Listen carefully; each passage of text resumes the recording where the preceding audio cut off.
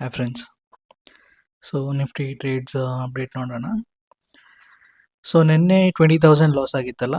So ಹಾಗಾಗಿ ನಾನು ನಿನ್ನೆ ಈವ್ನಿಂಗ್ ನಾನು ಕಂಪ್ಲೀಟ್ ಡೇ ನಾನು ಏನು ಟ್ರೇಡ್ ಮಾಡಕ್ಕೆ ಹೋಗಲಿಲ್ಲ, ಪೊಸಿಷನ್ಸ್ ಯಾವುದು ತೊಗೊಂಡಿರಲಿಲ್ಲ, ಯಾಕೆಂದರೆ ಎಮೋಷ್ನಲಿ ಹೈ ಇರ್ತೀನಿ ಅಂತ.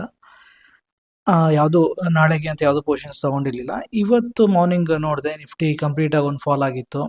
ಚಾರ್ಟ್ ನೋಡೋಣ. ಸೊ ನಿಫ್ಟಿ ಕಂಪ್ಲೀಟಾಗಿ ಫಾಲ್ ಆಗಿತ್ತು. ಬಟ್ ಸ್ಟಿಲ್ ನಾನು ಮಾರ್ಕೆಟ್ ನೋಡಿರಲಿಲ್ಲ. ಇಲ್ಲಿಗೆ ಬಂದಾಗಲೂ ಮಾರ್ಕೆಟ್ ನೋಡಿರಲಿಲ್ಲ. ಸೊ ಇಲ್ಲಿಗೆ ಬಂದಾಗ ಮೋಸ್ಟ್ಲಿ ತಗೋತಿದೆ ಅನಿಸುತ್ತೆ. ಬಟ್ ಸ್ಟಿಲ್ ನಾನು ಮಾರ್ಕೆಟ್ ಕಂಪ್ಲೀಟಾಗಿ ನೋಡೇ ಇಲ್ಲ ಇವತ್ತು ದಿನ ಪೂರ್ತಿ. ಇದಾದ್ಮೇಲೆ ಮಧ್ಯಾಹ್ನ ಈ ಪಾಯಿಂಟಲ್ ಟೈಮಲ್ಲಿ ನಾನು ಇಲ್ಲಿ ನೋಡಿದೆ ಮಾರ್ಕೆಟು. ಇಲ್ಲಿದ್ದರಿಂದ ನನಗೆ ಇಂಡಿಸಿಷನ್ ಥರ ಅನಿಸ್ತು. ಸೊ ಇಲ್ಲಿಂದ ಮೇಲಕ್ಕೆ ಹೋಗ್ಬೋದು, ಇಲ್ಲಿಂದ ಕೆಳಗಡೆನೂ ಬೀಳ್ಬೋದು. ಏನಾಗುತ್ತೆ ಏನು ಅಂತ ನನಗೆ ಗೊತ್ತಿರಲಿಲ್ಲ. ಹಾಗಾಗಿ ನಾನು ಜಸ್ಟ್ ಇಲ್ಲೇನು ಟ್ರೇಡ್ ಮಾಡೋಕ್ಕೆ ಹೋಗಲಿಲ್ಲ, ಸುಮ್ಮನೆ ಬಿಟ್ಬಿಟ್ಟೆ. ಆಮೇಲೆ ಅರೌಂಡ್ 350 ಅಂತ ನೋಡಿದೆ, ಇಲ್ಲಿ ಸಪೋರ್ಟ್ ಝೋನ್ ಹತ್ರ ಬಂದಿತ್ತು. ಸೊ ನಾನು ಓಕೆ ತೊಗೋಬೋದು ಅಂತ ಅಂದ್ಕೊಂಡಿದ್ದೆ. ಬಟ್ 3:30ಗೆ ಏನು ಆಗ್ಬೋದು ಅಂತ ಹೇಳಿ ಮತ್ತೆ ವೆಯ್ಟ್ ಮಾಡಿದೆ. ಸೊ ನಾನು ಅಂದ್ಕೊಂಡಂಗೆ ಮತ್ತೆ ಫಾಲ್ ಆಗಿತ್ತು.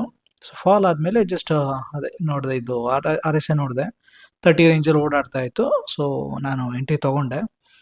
ಏನು ತೊಗೊಂಡಿನಿ, ಇವತ್ತು ಫ್ರೈಡೆ, ಟ್ಯೂಸ್ಡೇ ಎಕ್ಸ್ಪೈರಿ ಇರೋದಲ್ಲ ನಿಫ್ಟಿ. ಸೊ ನಾನು ಏನು ಮಾಡಿದೆ, 25,460ಗೆ, ಇಲ್ಲಿ 25,460 ಇದೆ. ಸೊ 100 ಪಾಯಿಂಟ್ಸ್ ದೂರ ಬಂದೀನಿ. 25,450 ಅಂತ ಅಂದರೆ ನಾನು 25,350 ಪುಟ್ನ ಸೆಲ್ ಮಾಡಿದ್ದೀನಿ ನೋಡಿ. ಸೊ 78 350 ಪುಟ್ ಇದು ಸೆಲ್ ಮಾಡಿದ್ದೀನಿ.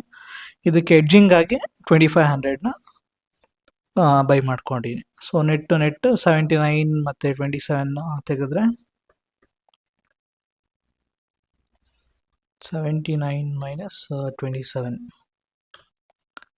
52 ಪಾಯಿಂಟ್ಸ್ ಪ್ರಾಫಿಟ್ ಸಿಗುತ್ತೆ ಇಂಟು 65.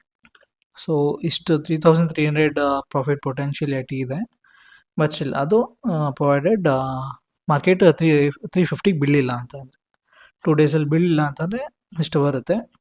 ನೋಡೋಣ ಏನಾಗುತ್ತೆ ಅಂತ. ಸೊ ಇಷ್ಟೇ. ಫೈನ್. Thank you. ಬಾಯ್.